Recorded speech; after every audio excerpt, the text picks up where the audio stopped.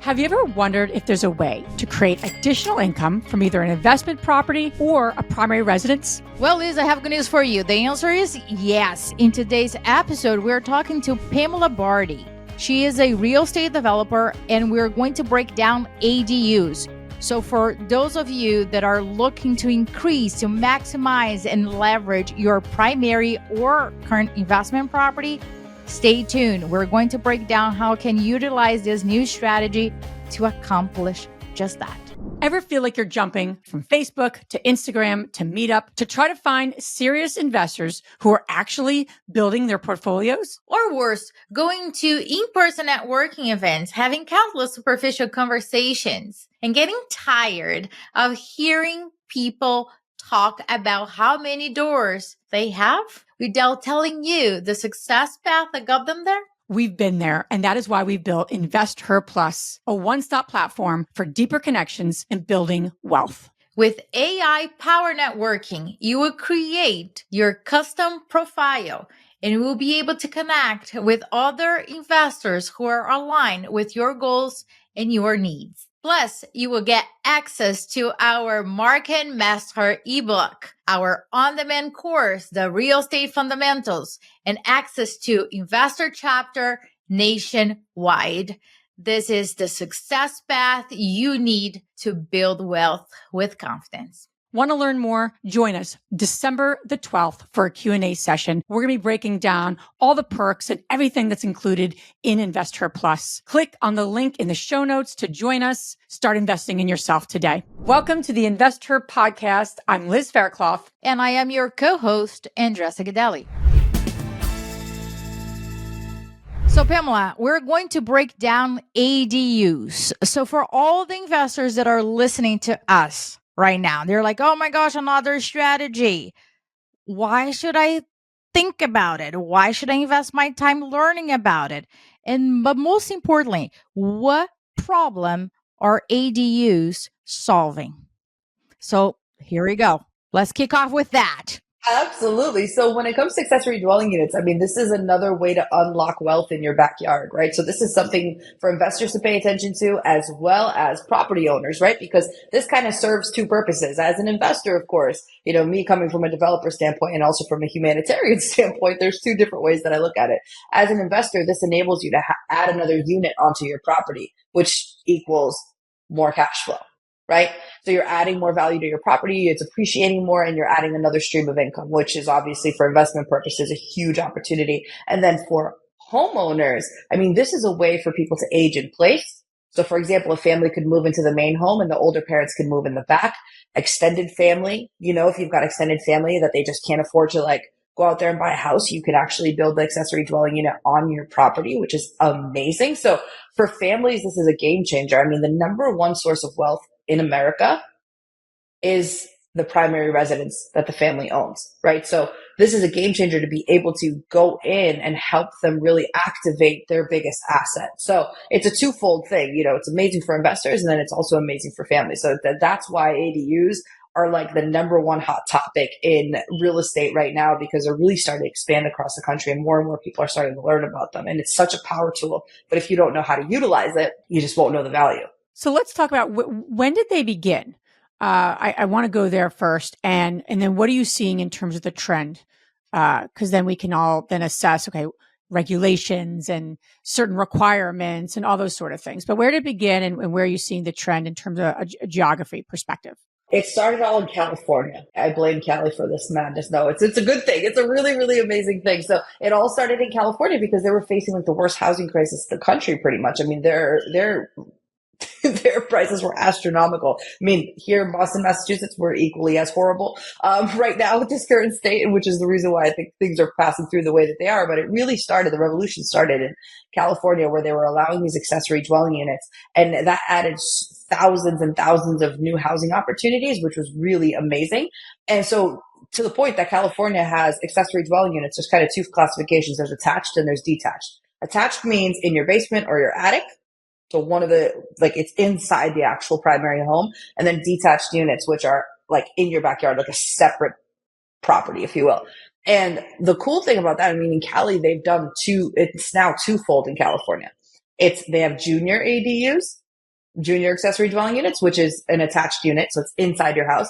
And then they also have a detached unit, which they consider like the accessory dwelling unit, like the master accessory dwelling unit, which is really crazy. So there's like, they allow two types on one property in California. And that's starting to happen. I mean, even in like Washington. And so this is what's happening on the West Coast. So this is where it all originated, because I've been watching this for the past like 3-4 years. And I'm like watching what California is doing, because I know that they always set the bar and then it expands across the country. And Massachusetts always, follows California too. So I was kind of watching to see that. And now, Massachusetts has implemented for all single family properties across the state, you can have an accessory dwelling unit as of right. No special zoning, no variance, no any of that. So something to pay attention to all across the country, but it's really starting to become really prominent. But it did originate in West Coast, in Cali. I want to pick back on zoning and restrictions and inspectors, all of that good stuff, because me in construction, I know that, oh my gosh, I see the potential here. However, I need to go through zoning or having a variance, and that affects the timeline, my cash flow, and the overall numbers on a deal. So here's my thought process, and correct me if I am off here.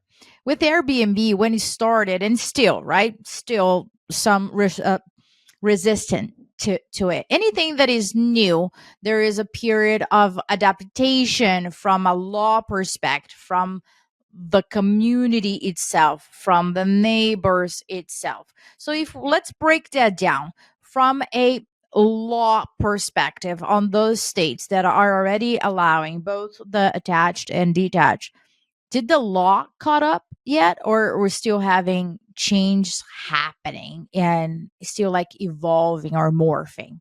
What are the challenges in that area? So in California, for example, it's already law that you can do two types of ADUs. So they've already been like, so California has been like the trendsetter when it comes to ADUs. So they had ADUs first, and then they saw how well and how much housing they were creating. And then they added on the junior ADUs. So now you can do two ADUs per property, which is crazy. So this is already implemented into law, which is nuts. So they started off with one, and then they saw how well that did for tax purposes, for families, for all of that. And then they added the junior piece to it too. So now you can have two. And the crazy thing about Cali, and this is where like investors are going to be like, their ears are going to perk up, is in California, you can sell accessory dwelling units separate from the house. It's a separate deed? It's like a condo.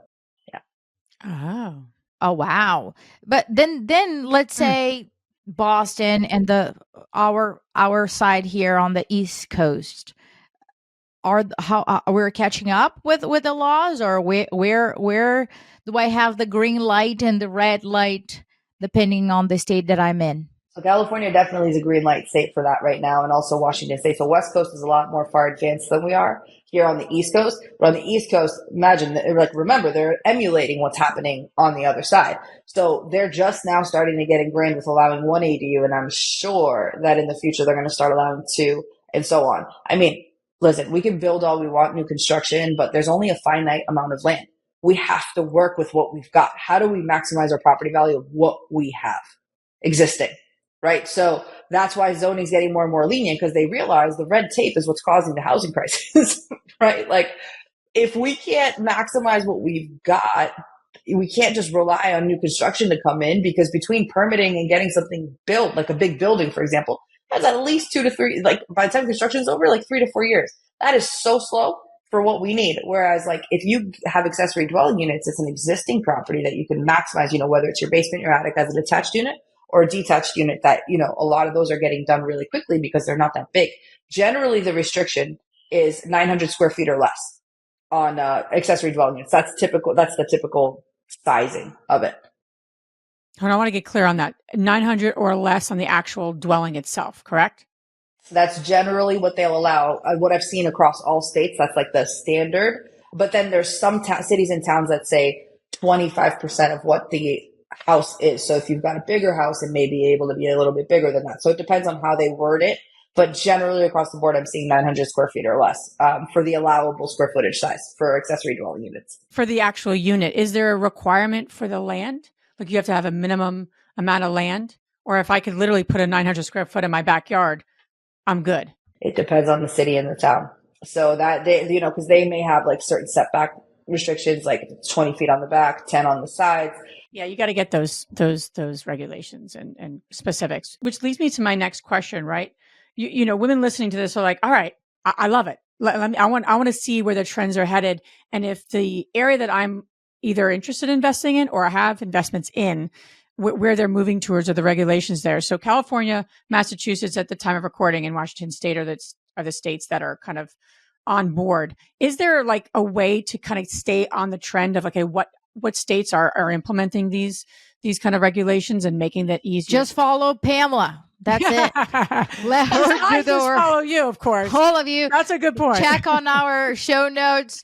Pamela, follow her. Yeah, that's true. That's what I'm doing. I don't want to let them. I'm like, Pamela, calling her like, Pamela, hey, how about this? That's what I would do. Check on our show notes. You're going to have Pamela's handle there. And that's the easiest way.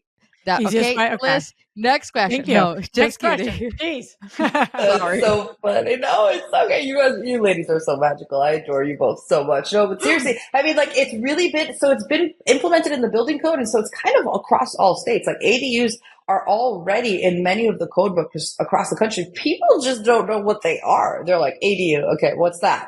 You know, so it's like, so it's starting to get put in the code, but people don't really know what it is. And so, like, this is why I want to shed the light on, like, hey, learn how to unlock wealth in your backyard.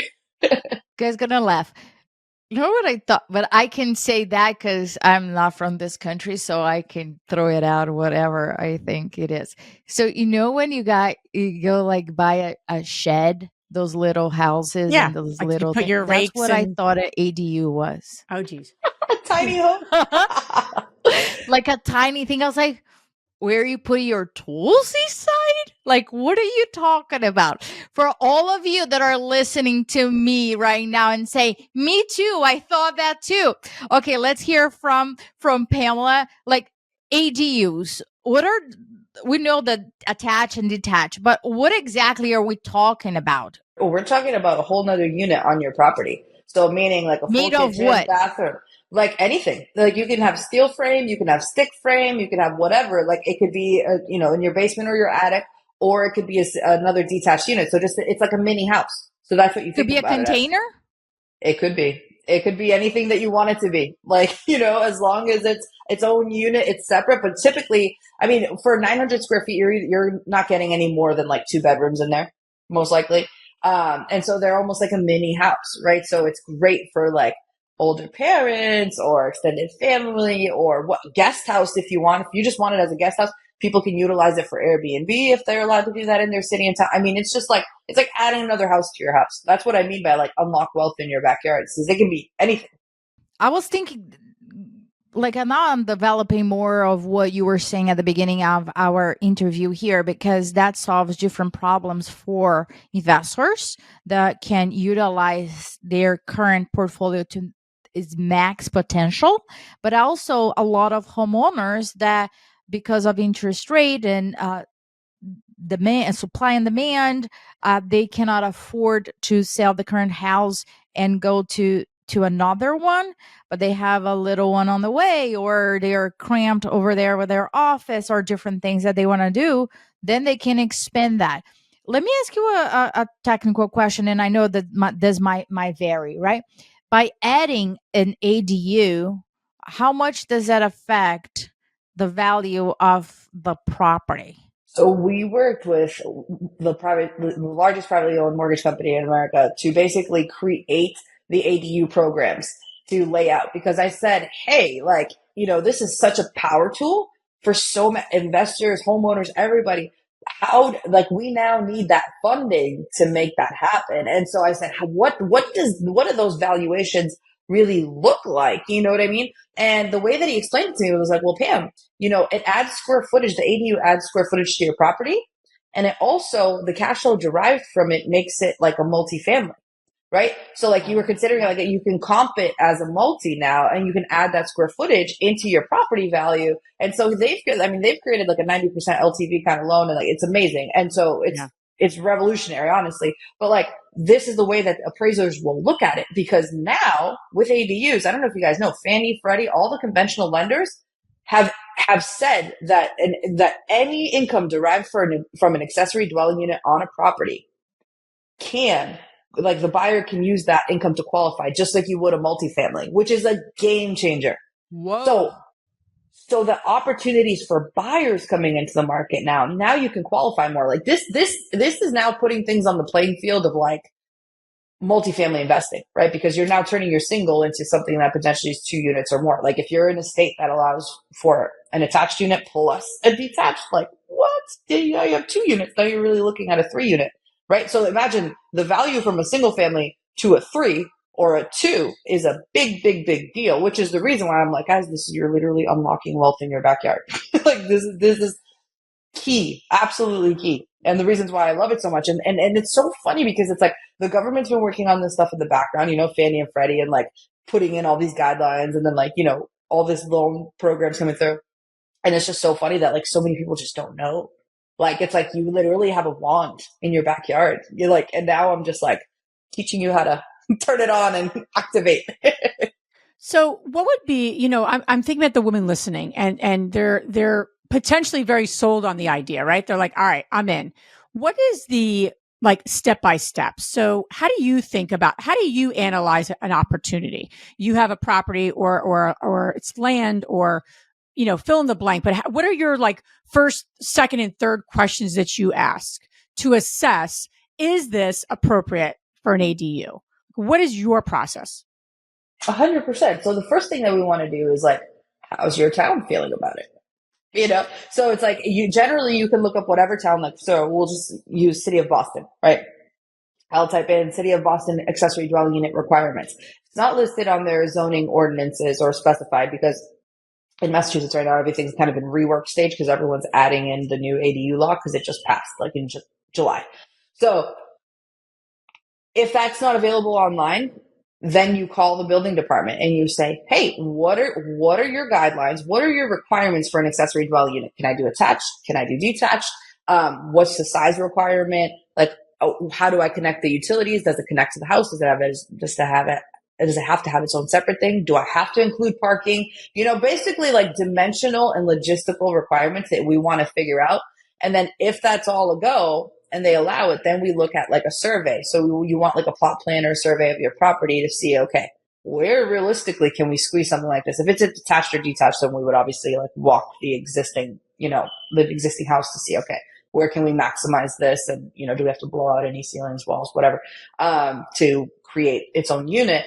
Or add in a new egress or whatever it may be. But if it's a detached unit, you got to figure out setbacks. Is there parking requirements? What are the utilities going to look like? Where's the foundation going to go? What are the requirements for that?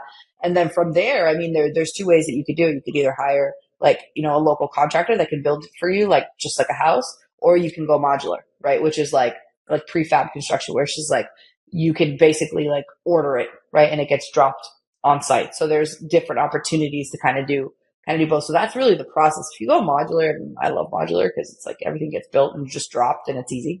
but like stick frame is cool too. Like, I mean, whichever way, like wherever you are most comfortable and that you feel like if you have a great relationship with a contractor, like have them build it. It's just like that's the way that I would really go about it. But there are loans now that have come out, which is amazing. Just like there's a lot more access than there was even 6 months ago.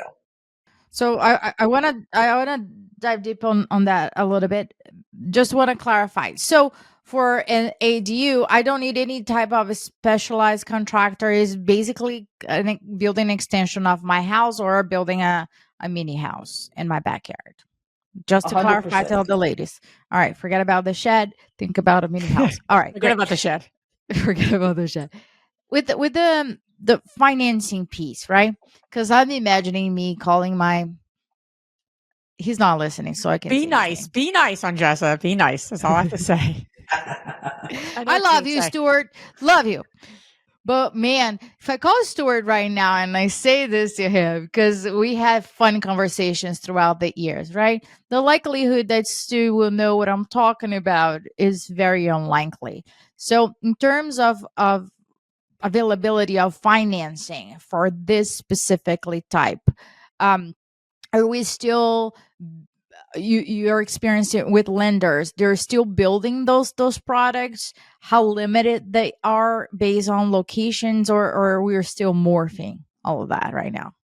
So there's one leader in the industry, which is who I've worked with very closely, and they're the first ones to come out with these kinds of loans, which is amazing and awesome. So that is super exciting. And there's other lenders that are now catching up to that, but it's going to take them a while to get there. And so this one's, it's already available in all 50 states conventionally, which is amazing. 90% LTV, including the value of the ADU, which is as built. For all the people that are freaking out, don't worry about it. We're going to put the information on the show notes. Okay. Yeah. I got you.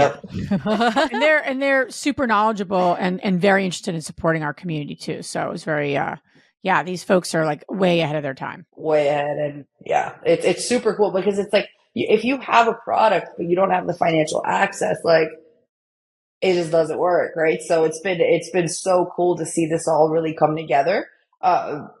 And just like how it's expanding and like the amount of people that it's going to help. I mean, I'm already seeing it with like ADU installs all across. It's like it's becoming a game changer for a lot of families, especially. Absolutely. So I'm thinking about like, okay, I personally love construction, right? But I love Amazon more, meaning that I want to just buy it and get deliver at my house, right? So hopefully in the future, Amazon, we're going to be able to do that with ADUs. That'll be great. And I need to credit that idea if that happens. There you just go. putting out there. But anyway, all right, I am that investor. They're like, listen, where can I go and get those ADUs or containers ready to go? Because if all it's good, I rather get this shipped to me and just plug it in, right? What do we have available right now on the market? Where do I buy? Absolutely. So that's one of the reasons why I stepped in and really created my company Revolution, was because I saw, in construction, I was like, man, if this guy doesn't show up, this other guy doesn't show up, and all of a sudden we're here for a year, and I really anticipated holding costs for like 9 months. And it's like, as a GC on my projects, I was like, this is just, so I went the modular route because I'm like, how cool is it that something's being built off-site in a factory where it's all temperature controlled, there's no mold, and it's being built from steel frames. So, that thing is going nowhere. It literally weighs 20,000 pounds by the time it's done, minimally. That's just one container. And so like, for many different reasons, I kind of went the modular route for this exact reason, where it's like simplicity of construction, where it's like, in 8 to 12 weeks, what's coming to you and it's getting dropped on site. You connect it within a few hours and you're done, so like, it's a whole convenience factor, because it's like what we're doing on site in construction. Like, this is why modular is now responsible for billions of dollars of projects coming up. There's buildings now that are being built that can be movable in the commercial realms. There's a lot happening there with manufacturers. They're working on robotics in the industry. I mean, because one of the reasons why we have this housing crisis is honestly because of the construction costs on things, which then the delays there translate into holding costs. That basically, and you look at it from a total perspective on a development project, you're like, oh my gosh, any delays cause more holding costs. And then at the end of the day, who eats that burden? It's the end buyer. Right?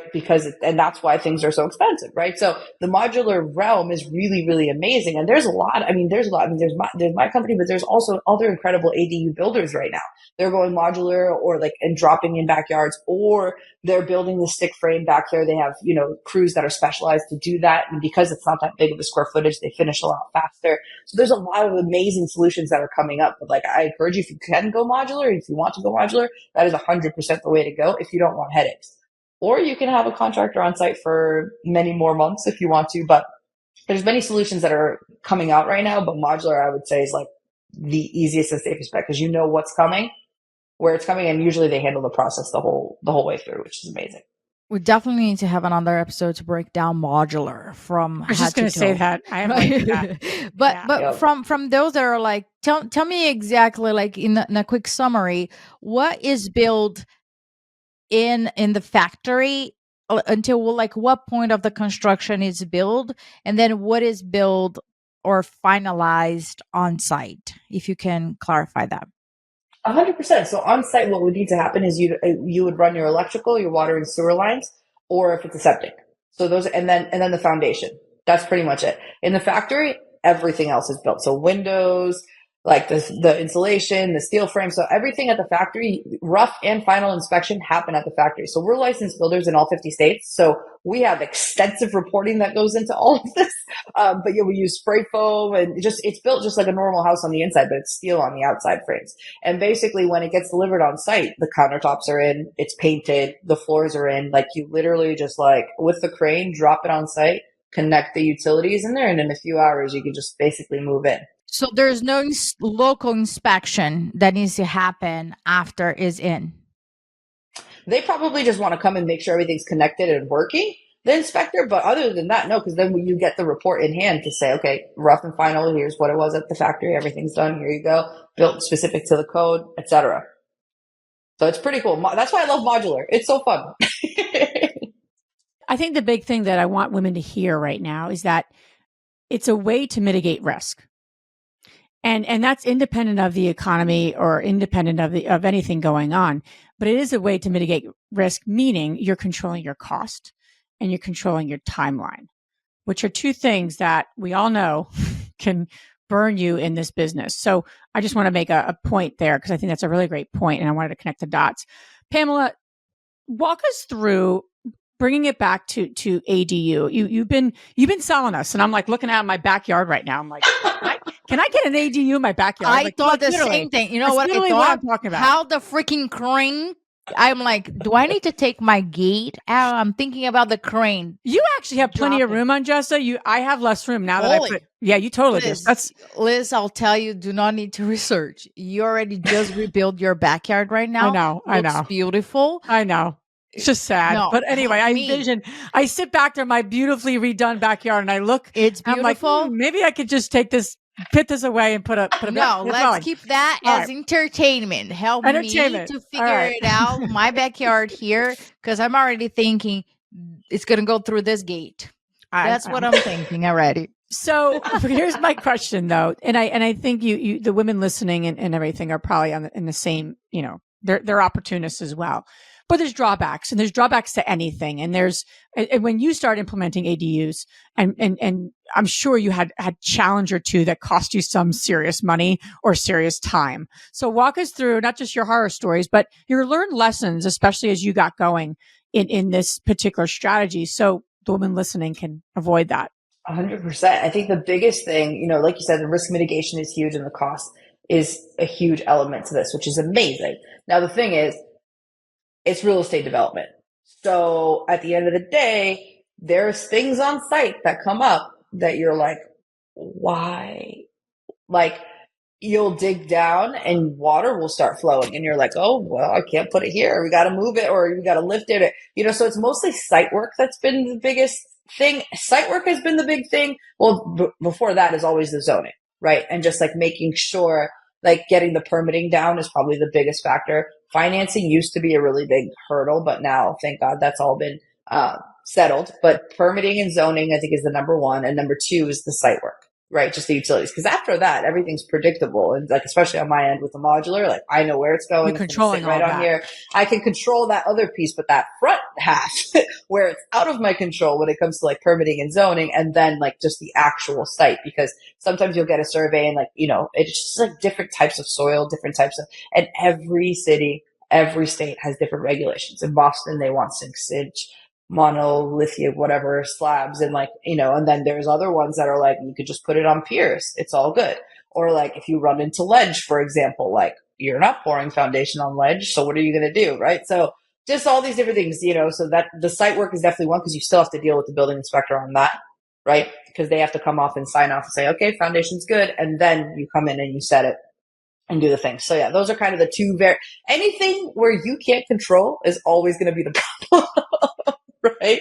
But in learning that site work, has there been certain types of projects now that you'll look at and go, oh, that definitely has the potential for, a bigger issue than you don't know water that's underneath land, right? Obviously. But are you able to look now or at least have that more of that knowledge? And is there anything like you could give us a secret of what land, maybe it looks a certain way, we just stay away from it? Flat. Well, you just want to make sure that you have different options, right? Like I think it's the foundation piece, right? So it's like And then like dealing with like wetlands and conservation, like it's really like it's the red tape of it all is a really big element to this. But like when it comes to the actual site work and construction, having a backup plan. All right, if this foundation doesn't work, you better make sure you talk to the inspector, because again, like inspectors run the show.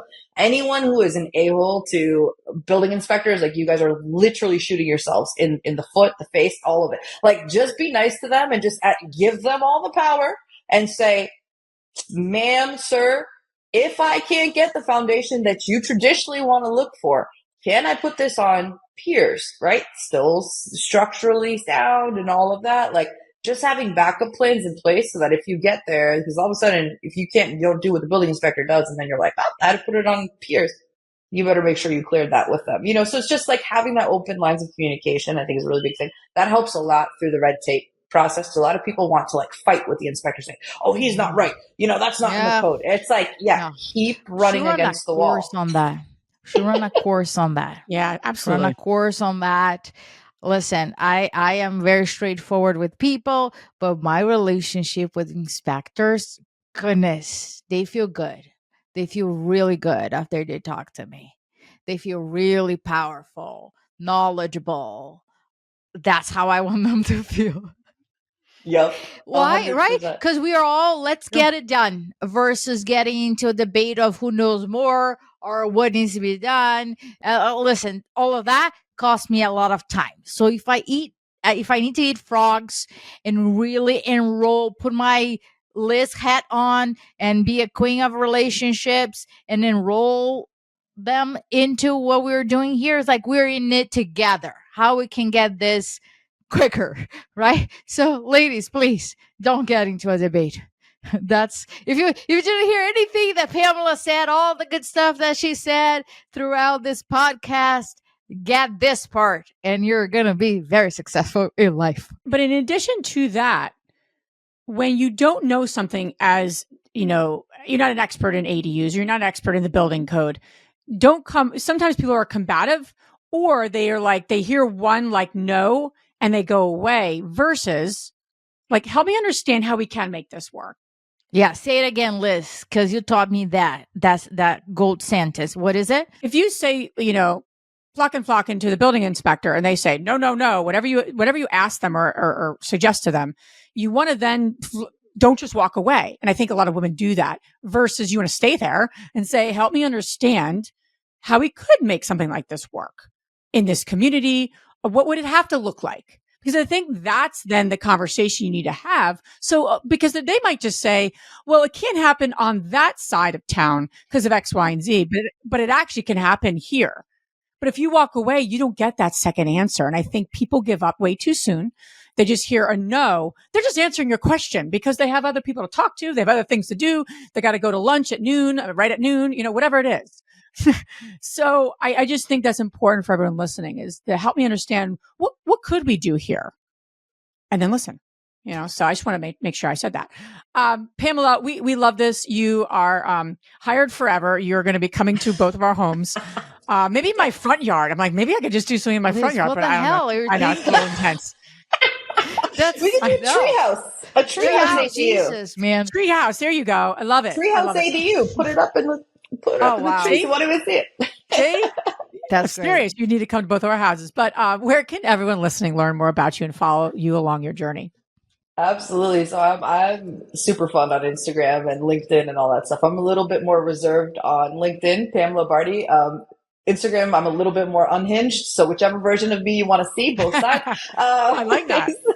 So there's kind of that. And then in terms of the ADUs, it's iwantedadu.com. That's like the easiest thing. There's like a bunch of FAQs on there because everyone has so many questions on so many things, and like there's just so many resources on there that will help walk you through like basically everything we talked about today, like all the biggest questions that everyone's got and that kind of thing. So we kind of put there's a whole ebook that's on there too, that like just download it and it'll just tell you step by step what's up with everything.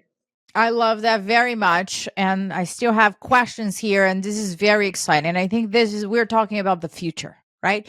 And all the development of it for me is extremely exciting to see different opportunities. So thank you so much for spending your time here with us. And I can wait for to continue this journey. Thank you so much for having me. I adore you ladies so much. Thank you for the work that you're doing, the women that you're inspiring, and just to the moon we go. Thank you.